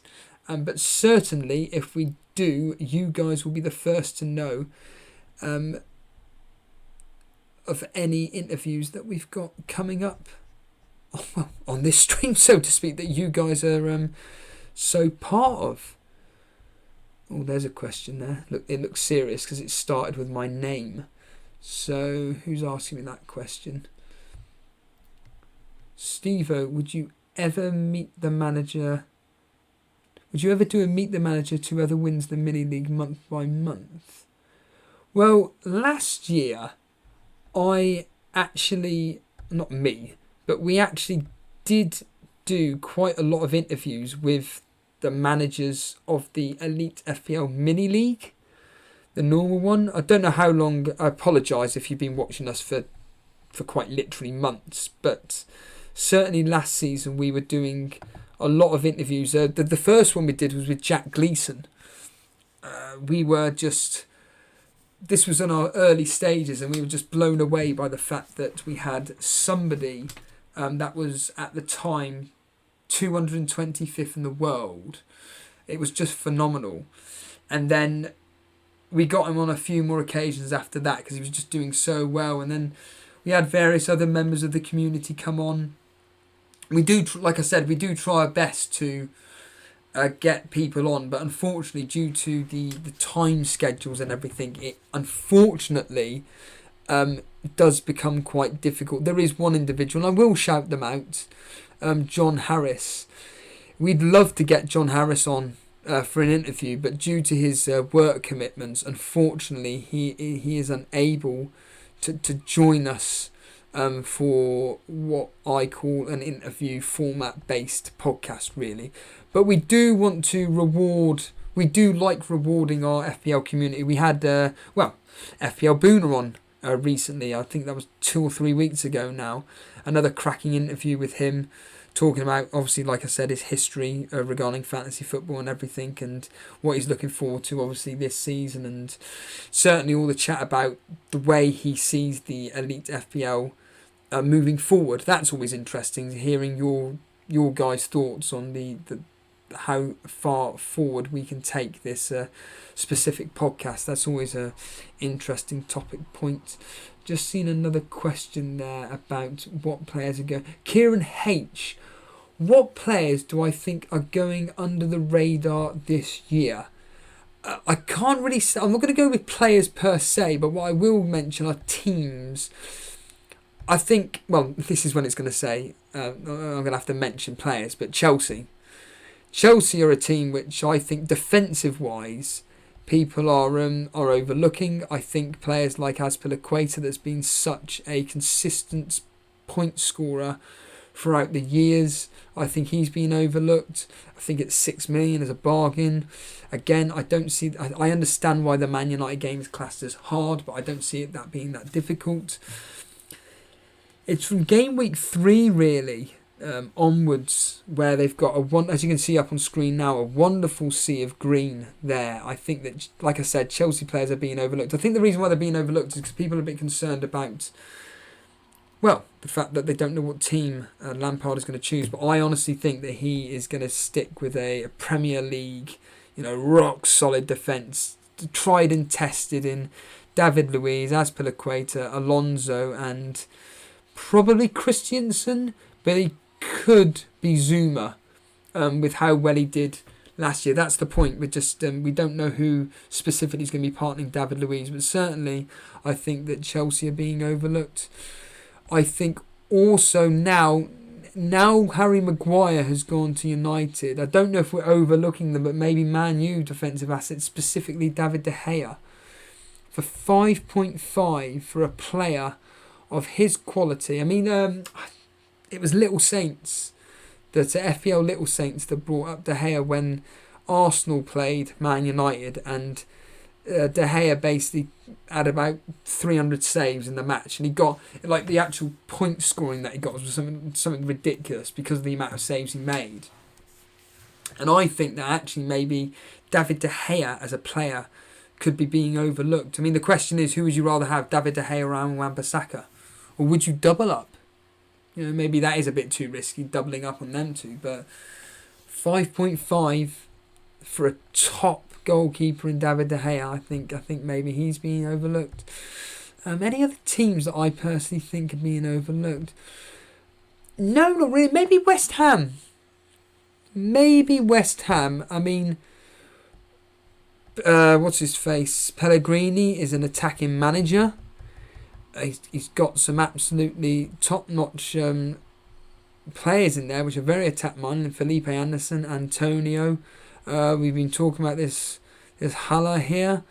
Horler, however you want to pronounce it. I'm sure someone's screaming at the TV screen wherever you're watching it now. It's set like this, but Haller there maybe being overlooked. Again, I fully appreciate the fact that he's He's brand new to the league, but as a regular contributor to this show of late, Burrs Rice, even I think it was Dino just a minute ago saying that this Haller here is worth certainly looking at. The fact that he played in the Bundesliga, did really, really well. Burrs Rice making the point that he's a big, stocky lad and everything, and should like the rough and tumble of the Premier League. So yeah, I think certainly maybe West Ham are being overlooked as well. But other than that, I think most teams that we're all selecting are pretty logical. I think it's right that we're overlooking the promoted teams, though. I think that promoted teams, you should always just wait and see, personally. There may be the odd punt that if you know enough about that particular player, like we saw the other day with Max Aarons of Norwich. Someone had him in their team, and basically they think that he could potentially be the Matt Doherty from last year. But again, Norwich, their fixtures, they look appalling. But 4.5, where when you've got someone like at Sheffield United, is it Ender Stevens, who apparently showed a lot last season and everybody's been raving on about him. But at 5 million, it's a lot of money. And I think putting that amount of money into a newly promoted team is just not worth it. And Aston Villa, I mean, there's a lot of talk of them doing a Fulham. The fact that they've bought what now, 10 players? I think I heard this morning that they've gone and got somebody else, and I think that's like their 10th official signing. I think they've done 11 or 12 signings, and two or three of them are loan signings. But they've certainly bought 8 or 9, maybe 10 players officially. And they virtually changed the whole squad. And could that have a major negative impact on Aston Villa as a whole, how they perform next season? Maybe a few players that got them promoted, maybe their noses are put out of joint. A bit like with Burnley, I heard on the grapevine that a lot of the first teamers were very, very annoyed that Sean Dyche didn't play him in the Europa League, despite the fact that they were the players that got them to Europa League, and we kept banging on about the fact that we were in Europe, and then Dyche, as ever with cup competitions, didn't take it seriously enough. So yeah, I think I hope that answered your question. I think it should do. This is interesting. Peter, I'm not even going to try and pronounce your last name, I'm sorry. But Peter, hi, I'm new here, but I really like the format. Just a quick one from me. Do you find it too risky to go without the pair of Salah and Sterling? There's been a lot of talk that basically actually going without one of Salah and Sterling could be a better way forward, so you're able to upgrade your front line. I think on the information that we know of right now, I think going out without Salah or Sterling, I mean, what's their percentage of ownership? So Salah is in 36% of teams, and Sterling has been bought by probably 28% of teams. So yeah, I think going without them two is potentially a risk. But if it means that there has been some rate my teams, I've got to say, where people have gone with or without Sterling, or and just brought in Kevin De Bruyne instead. So maybe that's not. There are the options in the Man City defence. The problem with the Man City midfield. The problem with the Man City midfield is, as a lot of people say, barring Sterling and probably De Bruyne, it's a bit of a lottery. You don't know who's going to be coming on or not. I'm going to take one final call because, like I said, this stream isn't going to be going on for 3 hours or so because, like I said, myself, Dan and Jason have got a meeting. Ooh, a meeting, everybody. What does that mean? But let's bring on Phil. Phil, you are going to be live on the Elite FPL podcast. Phil, hello there. Hi Steve-O, how's it going, mate? All good, my friend, all good. What are your thoughts on this Elite FPL community team at the moment, especially with the most popular picks being Ryan, Button, Kelly, Alexander-Arnold, Salah, Sterling, Dendonka and Greenwood. Well, my problem with the team at the moment is the double Liverpool defence. Interesting. I still think it's still such a dodgy risk to go for the season. So the team looks good though. What would you rather have instead in the 4-man defence? Would you rather have double Man City, or would you rather actually have a spread of 4 different teams? No, I'd go, including the keeper. I'd go with 5 different teams. So maybe drop Van Dijk to Aurier. Interestingly, so what we're going to be doing on Sunday is the picking of this team.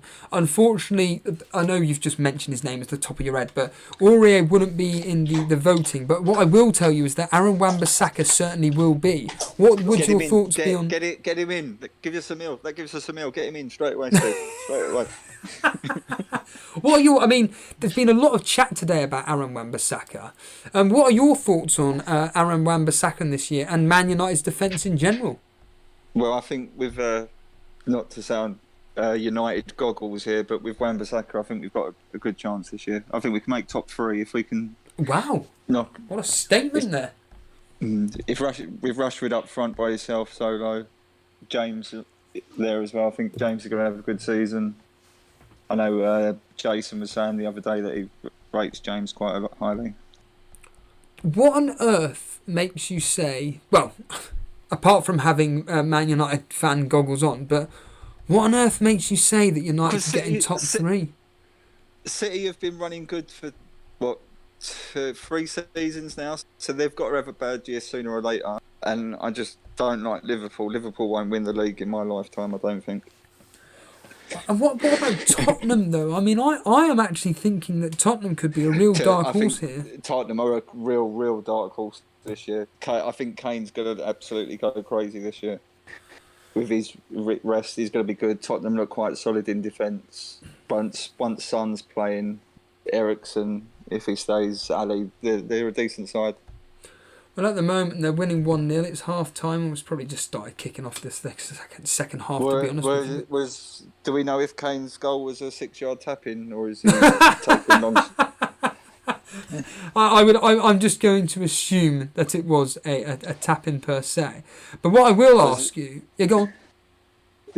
One of the problems I've got at the moment with my team is I can't decide whether to go Kane or Aubameyang up front, and depending on what the striker would be Mora or the new guy. Don't want to butcher his name. Ceballos. Ceballos. It was Notorious Nerd that actually gave us the tip. You pronounced the start of his name as C, so just Ceballos. Yeah. What are your thoughts on this Ceballos?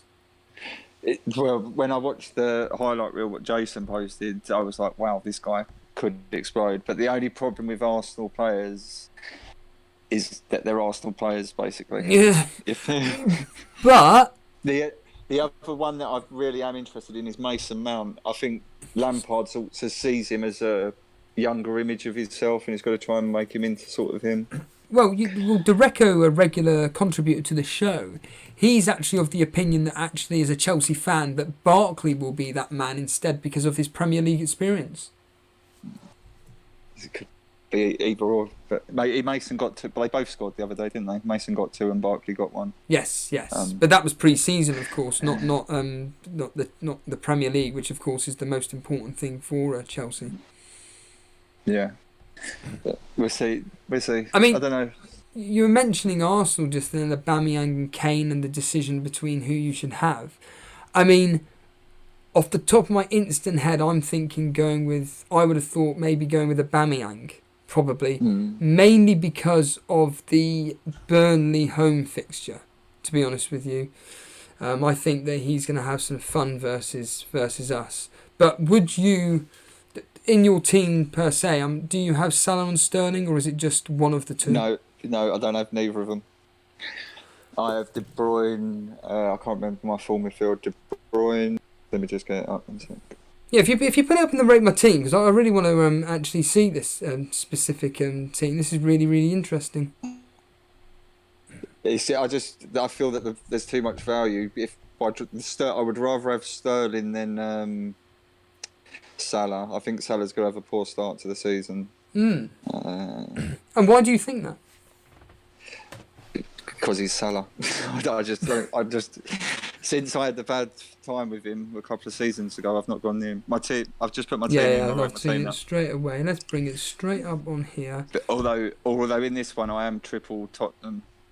Because I don't know if you remember, I did have Ben Davis as my Tottenham defender. So what's made you change your mind and go with Kyle Walker-Peters instead? He had a hernia operation, I believe, just after the Champions League final. Right. And I'm not too sure on if he's back, if he's fully training, or so. Someone in Discord said, he might not be playing until like maybe week 4 or 5. Right, okay. Well, what I can tell you is that Kyle Walker-Peters isn't playing particularly in this Real Madrid game. It's actually Danny Rose, Foyth and Winks. The defence is made up of Rose, Vertonghen, Alderweireld and Foyth. So Kyle Walker-Peters isn't actually been chosen to play in this team. He's on the bench, just to let you know. Then again, Lucas Moura isn't playing, but then again, Son is. So I don't know if that's a bit concerning for you. But... Well, that's the other thing. If I go, my plan is with the team what's up there now will be Moura, Fraser, and Wilson out for Haller, Son, and I can't remember what the second one was. 1 second. Fraser to. I'm going to post it on the Rate My Team just because I've got it as an image, Steve. Sorry. Yeah, it's fine. Haller, another one mentioning Haller here. So my game after game week 2, my thing would be Moura to Son, Fraser to Mount, and Wilson to Haller. I love these. I really do love these, like seeing into the future transfers, because you just don't know what's going to be happening. I mean, Fraser and Wilson could get you, a 2 double-digit hauls versus their promoted teams, and I know for a fact that you won't get rid of them. I know for a fact you won't, but I do like the planning. I think that's what people don't do enough of. Well, that's so many people that I do see post. Their bench is literally the bare bones what they can scrape together. So God forbid if one of the teams have a big European fixture coming up, Liverpool players could easily be rested, and then they end up playing maybe nine players one week. So I'd rather be sure that I know that I've got, say, 13 players that I know are definitely playing. So then my team's quite good. And people say that I spend too much money on my bench, but I'd rather know that I've got teams and players I'm confident in. Plus, with the way I'm set up, within 2 moves, I can get Salah or Sterling back easily. I've just noticed your bench actually in Wesley, Wan-Bissaka and Tyrone Mings. I mean, I think that's just. I genuinely applaud you for it. I think it's a very, very interesting. It's different strategy. I like it. You're going with. Yeah, go on. The reason I've not started Wan-Bissaka is I think the opening game could be quite a bit of a goal fest. Oh right, okay. Yeah. Whether it be 3-2. I know Wan-Bissaka could get attacking return. Yeah. You know what'll happen. In fact, in my opinion, one of the rules of FPL: do not bench a premium defender. That's just me, because it always bites you in the backside. And ironically, never bench them against another premium team. Yeah. You're another player that's going with this Ceballos. You're confident in him. I think it's just for like the first 2 weeks. I want to take the gamble while Arsenal got some decent fixtures. I mean, at 5.5 when he first got noted, and he was like, oh yeah, he might be 7.5. But when you've got a player of that ability, 5 point. That's really I'd say the only punt in my team at the moment. So it's one punt worth taking for the first 2 weeks. Worst ways, if he plays bad, come the end of game week 2, I can rearrange my transfers, turn him into a 4.5. Then that gives me another meal to spend some. Maybe that can take Wilson to Vardy. Interesting. Yeah. What I was going to ask you is that you've come up with this plan, this transfer plan of yours.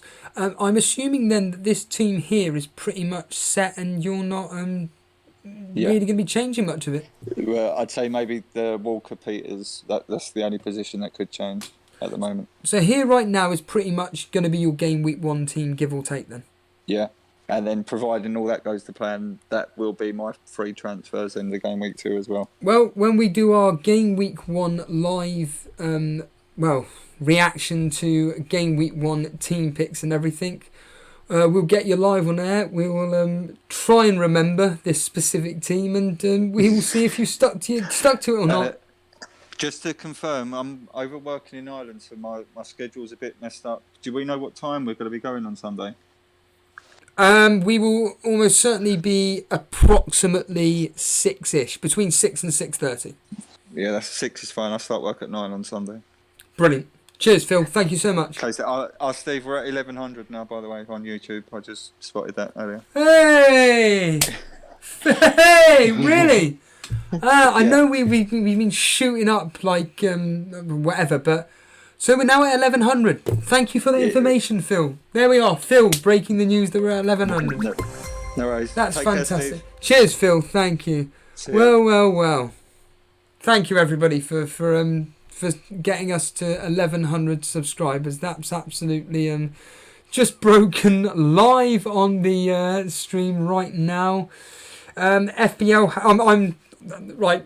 Boona, I know you put up a wonderful thing in Discord. I know yesterday when I said I am going to be leaving, and a further half an hour later I didn't.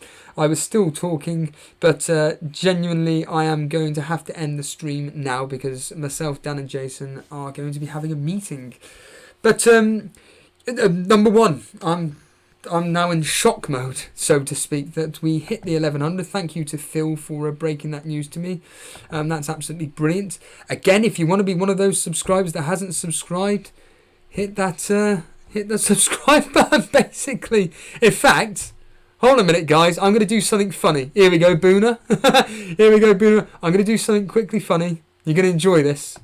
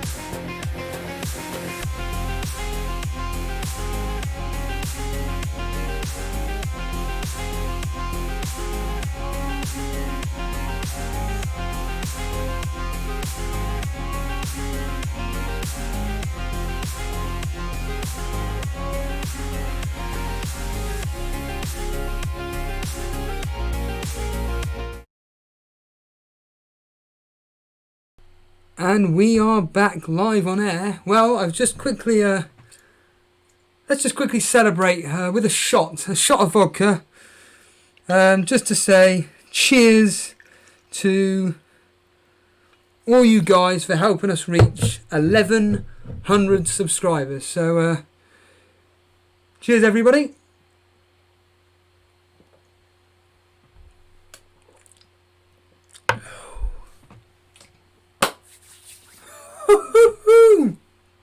Wow.